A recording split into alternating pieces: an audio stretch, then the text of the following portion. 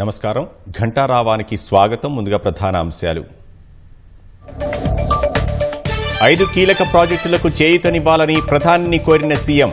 Metro విస్తరణ, RRR దక్షిణ భాగానికి అనుమతివ్వాలని విజ్ఞప్తి. మెట్రో ప్రాజెక్టును కిషన్ రెడ్డి అడ్డుకుంటున్నారన్న సీఎం రేవంత్ రెడ్డి.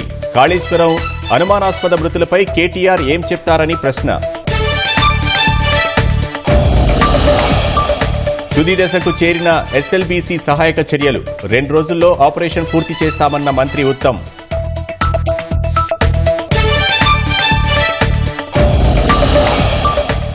రాష్ట్రంలో 3 ఎమ్మెల్సీ స్థానాలకు రేపే పోలింగ్. ఎన్నికలకు సర్వం సిద్ధం చేసిన అధికారులు.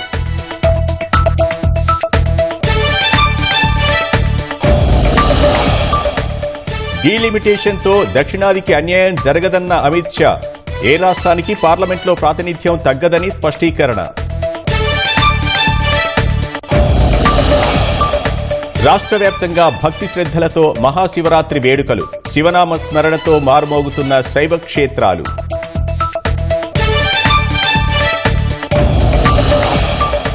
మహాపర్వదినాన కుంభమేళాకు పోటెత్తిన భక్తజనం.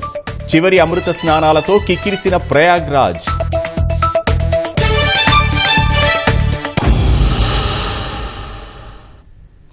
రాష్ట్రంలోని పలు అభివృద్ది ప్రాజెక్టులకు నిధులు, అనుమతులు మంజూరు చేయాలని ప్రధాని నరేంద్ర మోదీకి ముఖ్యమంత్రి రేవంత్ రెడ్డి విజ్ఞప్తి చేశారు.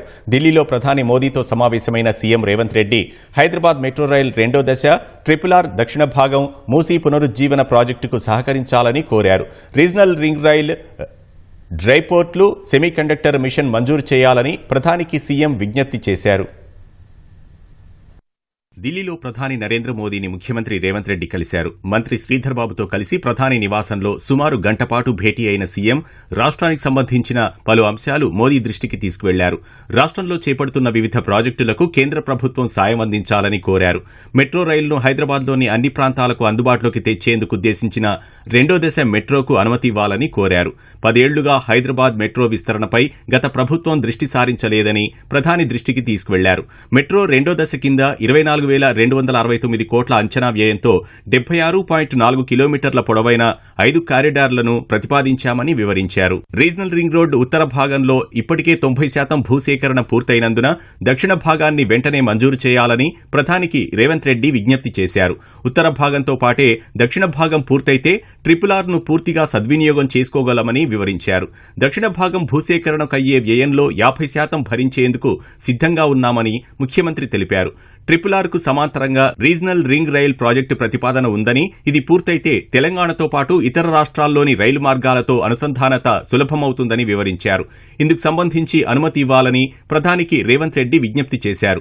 సముద్ర మార్గం లేని తెలంగాణకు వస్తువుల ఎగుమతులు, దిగుమతులు సులువుగా చేసేందుకు రీజనల్ రింగ్ రోడ్డు సమీపంలో డ్రైపోర్ట్ అవసరమని ప్రధాని దృష్టికి తెచ్చారు. డ్రైపోర్టు నుంచి ఏపీలోని నౌకాశ్రయాలను కలిపేందుకు గ్రీన్ఫీల్డ్ రోడ్డుతో పాటు రోడ్డును ఆనుకుని రైలు మార్గం మంజూరు చేయాలని ముఖ్యమంత్రి విజ్ఞప్తి చేశారు. మూసీ పునరుజ్జీవానికి సహకరించాలని ప్రధానికి ముఖ్యమంత్రి విజ్ఞప్తి చేశారు.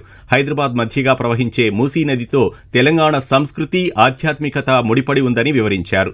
ఈసా, మూసా నదుల సంగమంలో ఉన్న బాపుఘాట్ అభివృద్ది, మూసీ ప్రక్షాళనకు 27 ఎస్టీపీల నిర్మాణం, మూసీ రిటైనింగ్ వాల్స్, కరకట్టల నిర్మాణం, మూసీ, గోదావరి నదుల అనుసంధానం కలిపి మొత్తం ప్రాజెక్టుకు 20,000 కోట్లు ఆర్థిక సహాయం అందజేయాలని కోరారు.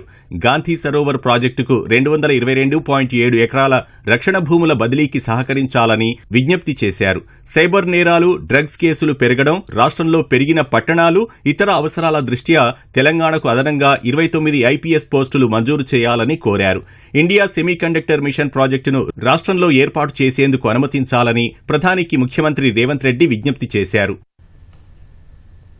సీఎం రేవంత్ రెడ్డి తన దృష్టికి తెచ్చిన అంశాలను విన్న ప్రధాని మోదీ రాష్ట్రం తరఫున పెండింగ్లో ఉన్న అంశాలను ప్రస్తావించారు. 2016-17, 2017-18 ఆర్థిక సంవత్సరాల్లో ప్రధానమంత్రి గ్రామీణ ఆవాస్ యోజనకు సంబంధించి 70,674 ఇళ్లు మంజూరు చేస్తే ఆ పథకాన్ని అమలు చేయకుండా కేంద్ర నిధులు తిరిగి ఇచ్చేసినట్లు నోట్లో పేర్కొన్నారు.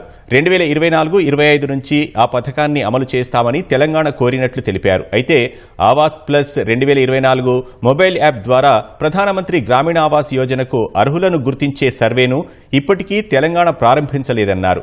ఆ సర్వే గడువు మార్చి 31తో ముగుస్తుందని నోట్లో వివరించారు. దేవాదుల, భీమా, శ్రీరామ్ సాగర్ స్టేజ్ 2 ప్రాజెక్టులకు సంబంధించి 18,189 కోట్ల పనులు భూసేకరణ, న్యాయ వివాదాలు సవరించి అంచనాలకు ఆమోదం పొందని కారణంగా పెండింగ్లో ఉన్నట్లు నోట్లో పొందుపరిచారు. అటవీ అనుమతులు రాక మావోయిస్టు ప్రభావిత ప్రాంతాల్లో ఫేజ్ 2 కింద 4G మొబైల్ కవరేజ్కి సంబంధించిన 3 ప్రాజెక్టులు 2023 జూలై నుంచి పెండింగ్లో ఉన్నట్లు పేర్కొన్నారు. ఇందులో 32,797 కోట్లతో రిలయన్స్ జియో చేపట్టిన ప్రాజెక్టు ఉందన్నారు. బీబీనగర్ ఎయిమ్స్కు రాష్ట్రం నిధులు ఇవ్వకపోవడం వల్ల కేంద్రం నుంచి 1,365 కోట్లు పనులు పెండింగ్లో ఉన్నట్లు తెలిపారు. శంషాబాద్లో 150 కోట్లతో తలపెట్టిన 100 పడకల ఈఎస్ఐ ఆసుపత్రి నిర్మాణానికి ప్రభుత్వ భూమి ఇవ్వక పెండింగ్లో ఉన్నట్లు పేర్కొన్నారు. భూసేకరణ, అటవీ అనుమతుల సమస్యతో 3,113 కోట్లతో తలపెట్టిన మనోహరాబాద్ కొత్తపల్లి కొత్త లైన్, కాజీపేట్ విజయవాడ 3వ లైన్ విద్యుదీకరణ పనులు 2020 సెప్టెంబర్ నుంచి పెండింగ్లో ఉన్నట్లు సీఎంకి ఇచ్చిన నోట్లో ప్రధాని పేర్కొన్నారు.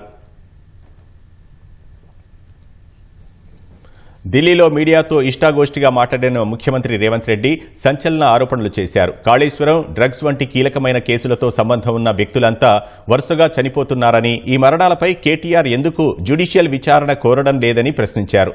హైదరాబాద్ మెట్రో విస్తరణ కిషన్ రెడ్డే అడ్డుకున్నారని, రాష్ట్రానికి సంబంధించిన 5 ప్రాజెక్టులకు కేంద్ర మంత్రిగా అనుమతులు తేవాలని డిమాండ్ చేశారు.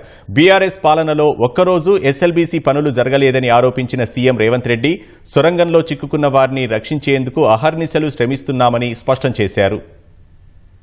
రాష్ట్రంలో కీలక కేసులతో సంబంధం ఉన్న వాళ్లు ఇటీవల అనుమానాస్పద స్థితిలో మృతి చెందుతున్నారని సీఎం రేవంత్ రెడ్డి ఆరోపించారు. కాళేశ్వరం ప్రాజెక్టుపై పిటిషన్ వేసిన రాజలింగమూర్తి హత్యకు గురయ్యారని, ఆ కేసు వాదించిన సంజీవరెడ్డి కూడా అనుమానాస్పదంగా చనిపోయారన్నారు. కేటీఆర్ వ్యాపార భాగస్వామి కేదార్ దుబాయ్లో మృతి చెందారని తెలిపారు. రాడిసన్ బ్లూ డ్రగ్స్ కేసులో కేదార్ కీలక నిందితుడిగా ఉన్నారన్న రేవంత్ రెడ్డి ఈ అనుమానాస్పద మరణాలపై కేటీఆర్ ఎందుకు స్పందించట్లేదని, జ్యుడిషియల్ విచారణ ఎందుకు కోరట్లేదని వ్యాఖ్యానించారు. కాళేశ్వరం సహా ప్రాజెక్టుల అక్రమాలపై ప్రస్తుతం ఏమీ మాట్లాడనని, సాంకేతిక నివేదికలు వచ్చాకే స్పందిస్తానని రేవంత్ రెడ్డి పేర్కొన్నారు. రాష్ట్రానికి సంబంధించి 5 కీలకమైన ప్రాజెక్టులకు కేంద్ర కేబినెట్ ఆమోదం తెలపాల్సి ఉందని సీఎం అన్నారు. వీటికి ఆమోదం తీసుకురావాల్సిన బాధ్యత కేంద్ర మంత్రులు కిషన్ రెడ్డి, సంజయ్ పైనే ఉందని స్పష్టం చేశారు. 5 ప్రాజెక్టులు సాధిస్తే కిషన్ రెడ్డికి గండ పెండేరం తొడుగుతానన్న రేవంత్ రెడ్డి మెట్రో విస్తరణ ప్రాజెక్టు కేంద్ర కేబినెట్ ముందుకు రాకుండా కిషన్ రెడ్డి అడ్డుకున్నారని ఆరోపించారు. హైదరాబాద్ మెట్రో విస్తరణపై కేసీఆర్ 10 ఏళ్లు తాత్సారం చేశారని సీఎం దుయ్యబట్టారు. మెట్రో రావడానికి ప్రధాన కారకుడు జైపాల్ రెడ్డేనని చెప్పారు.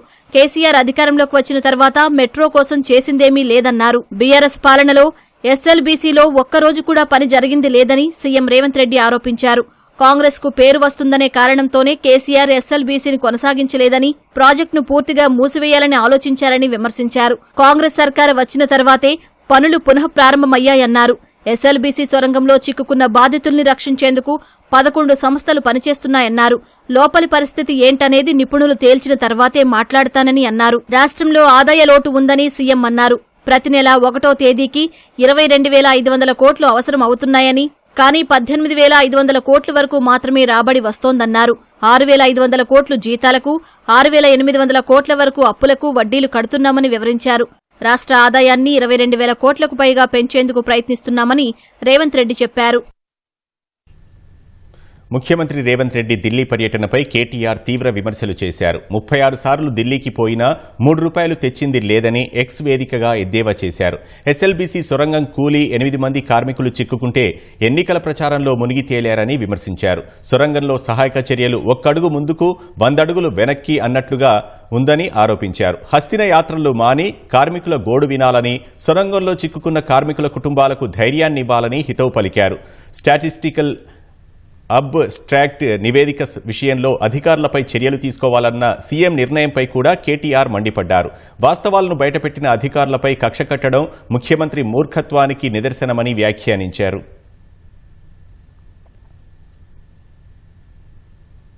శ్రీశైలం ఎడమగట్టు సొరంగం కాలువ ప్రమాదంలో సహాయక చర్యలను 2 రోజుల్లో పూర్తి చేస్తామని మంత్రి ఉత్తమ్ కుమార్ రెడ్డి తెలిపారు. ఘటనా స్థలికి 200 మీటర్ల వరకు మట్టి నీరు కలిసి బురద పేరుకుపోయిందని, పూర్తి స్థాయిలో నీటిని తోడేసి పూడికలోకి దిగాలని నిర్ణయించినట్లు వెల్లడించారు. మంత్రి కోమటిరెడ్డి వెంకటరెడ్డితో కలిసి ఇవాళ టన్నెల్ను మరోసారి పరిశీలించారు. సహాయక చర్యలపై అత్యున్నత నైపుణ్యం కలిగిన నిపుణులతో చర్చించామని ఉత్తమ్ వివరించారు. టన్నెల్ బోరింగ్ మిషన్ను గ్యాస్ కట్టర్తో తీసేయాలని నిర్ణయించినట్లు తెలిపారు.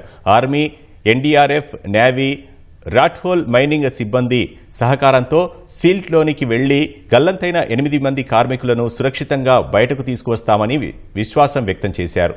ప్రతిపక్షాలు ఎస్ఎల్బీసీ టన్నెల్ ప్రమాదాన్ని కూడా రాజకీయం చేస్తున్నాయని ఉత్తమ్ ఆగ్రహం వ్యక్తం చేశారు.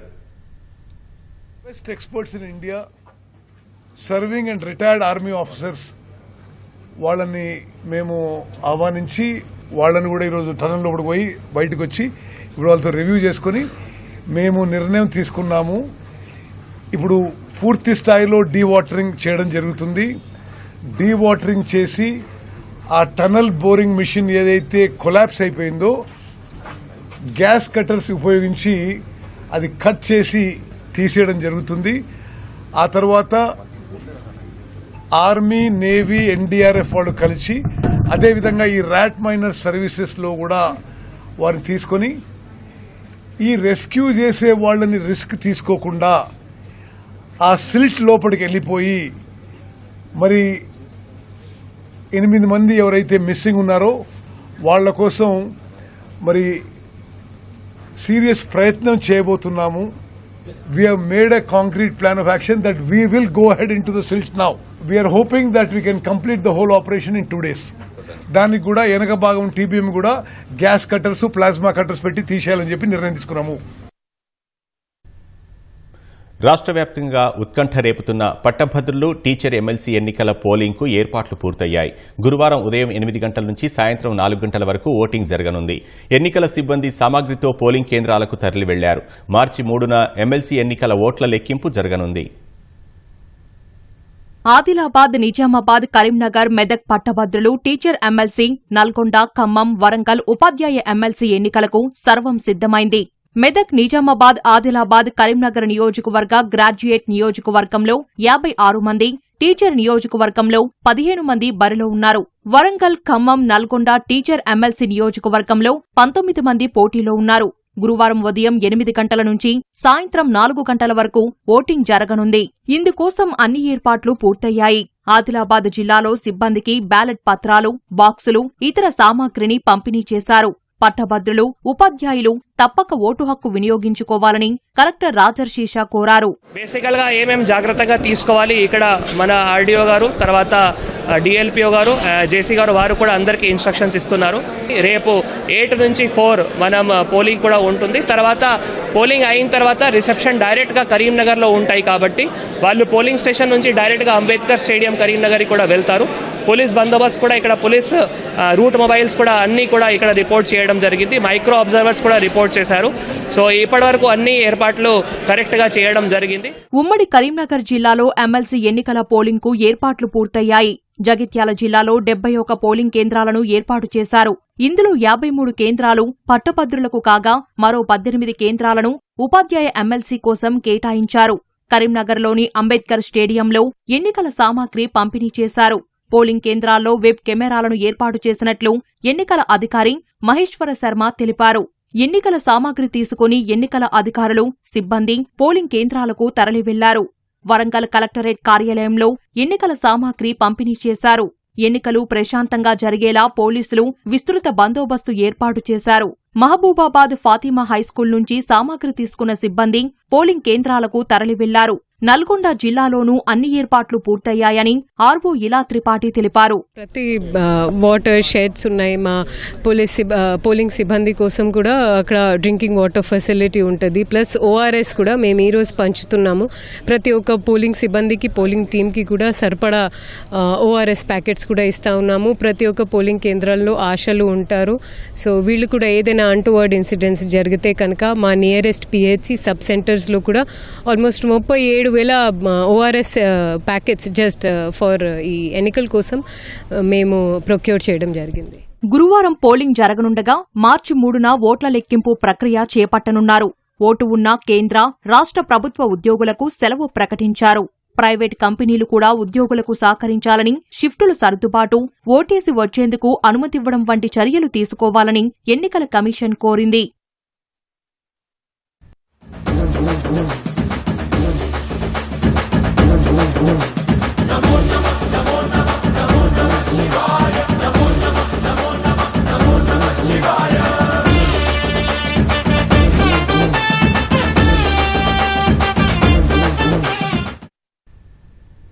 మహాశివరాత్రి వేళ రాష్ట్ర వ్యాప్తంగా శైవ క్షేత్రాలన్నీ భక్తులతో కిటకిటలాడుతున్నాయి. పుణ్యస్నానం ఆచరించి పరమశివుని దర్శనం కోసం తెల్లవారుజాము నుంచే భక్తులు ఆలయాలకు బారులు తీరారు. శంభో శంకర అంటూ ముక్కంటిని దర్శించుకొని మొక్కులు చెల్లించుకుంటున్నారు. దక్షిణ కాశీగా పేరుగాంచిన వేములవాడ రాజన్న ఆలయానికి రాష్ట్రం నలుమూలల నుంచి భక్తులు పెద్ద ఎత్తున తరలివస్తున్నారు. వరంగల్లోని 1000 స్తంభాల గుడిలో మహాశివరాత్రి వేడుకలు అంగరంగ వైభవంగా సాగుతున్నాయి. కాళేశ్వరంలోని త్రివేణి సంగమంలో భక్తులు పుణ్యస్నానాలు ఆచరించి దీపదానాలు, గోదావరి మాతకు విశేష పూజలు చేస్తున్నారు. ములుగు జిల్లా పాలంపేటలోని రామప్ప రామలింగేశ్వర స్వామి ఆలయం భక్తులతో కిక్కిరిసిపోయింది. ఏడుపాయల వనదుర్గా భవానీ మాతకు వైద్యారోగ్య శాఖ మంత్రి దామోదర రాజనరసింహ పట్టు వస్త్రాలు సమర్పించారు. ఖమ్మం జిల్లా వైరా మండలం స్నానాల లక్ష్మీపురంలోని రామలింగేశ్వర స్వామిని ఉప ముఖ్యమంత్రి భట్టి విక్రమార్క దంపతులు దర్శించుకున్నారు.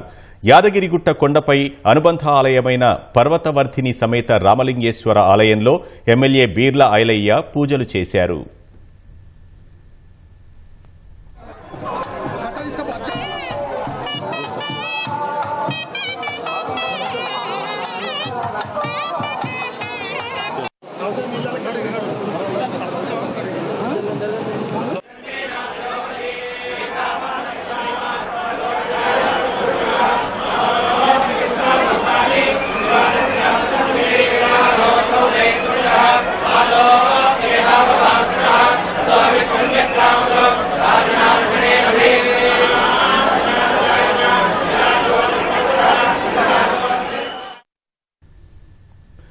మహాశివరాత్రి పర్వదినోత్సవాన మహాకుంభమేళా జరుగుతున్న కుంభనగర్ హరహర మహాదేవ నామస్మరణతో మారుమోగుతోంది.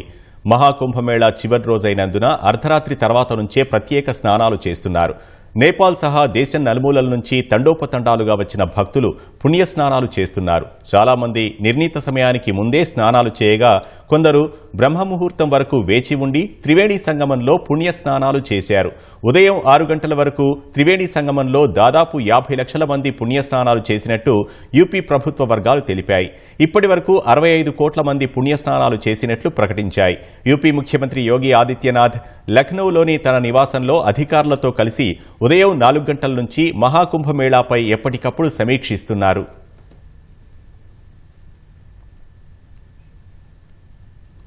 ఆంధ్రప్రదేశ్ అధికారులు సమావేశానికి హాజరు కాకపోవడంతో కేఆర్ఎంబీ సమావేశం గురువారానికి వాయిదా పడింది.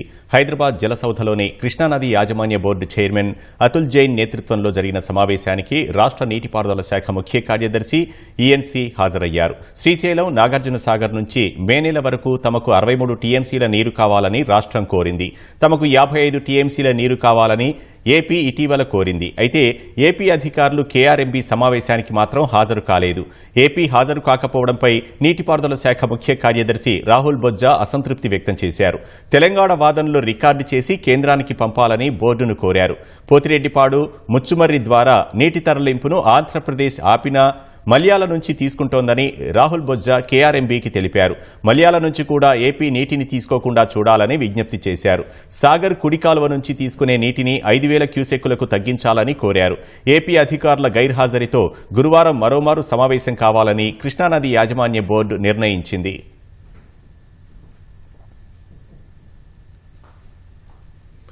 డీలిమిటేషన్ వల్ల తమిళనాడుతో సహా దక్షిణాదిలోని ఏ రాష్ట్రానికి పార్లమెంట్ ప్రాతినిధ్యం తగ్గదని కేంద్ర హోంమంత్రి అమిత్ షా స్పష్టం చేశారు. దక్షిణాది రాష్ట్రాలకు కనీసం 1 సీటు కూడా తగ్గదని హామీ ఇచ్చారు. తమిళనాడులోని 5 జిల్లాల బీజేపీ కార్యాలయాలను షా ప్రారంభించారు. ఈ సందర్భంగా కోయంబత్తూరులో ఏర్పాటు చేసిన సభలో ఆయన మాట్లాడారు. తమిళనాడుకు మోదీ ప్రభుత్వం 5 లక్షల కోట్లు ఇచ్చిందని సీఎం స్టాలిన్ చెప్పేవి అబద్దాలని చెప్పారు. దేశ వ్యతిరేక అవినీతి డీఎంకే ప్రభుత్వాన్ని మార్చే సమయం వచ్చిందని వ్యాఖ్యానించారు. తమిళనాడులో శాంతి భద్రతలను కాపాడటంలో డీఎంకే ప్రభుత్వం విఫలమైందని అమిత్ షా విమర్శించారు. బాంబు పేలుళ్ల సూత్రధారుల అంత్యక్రియలకు భద్రత కల్పించాలని మండిపడ్డారు. 2026లో తమిళనాడులో ఎన్డీఏ ప్రభుత్వం ఏర్పాటు చేస్తామని అమిత్ షా జోస్యం చెప్పారు.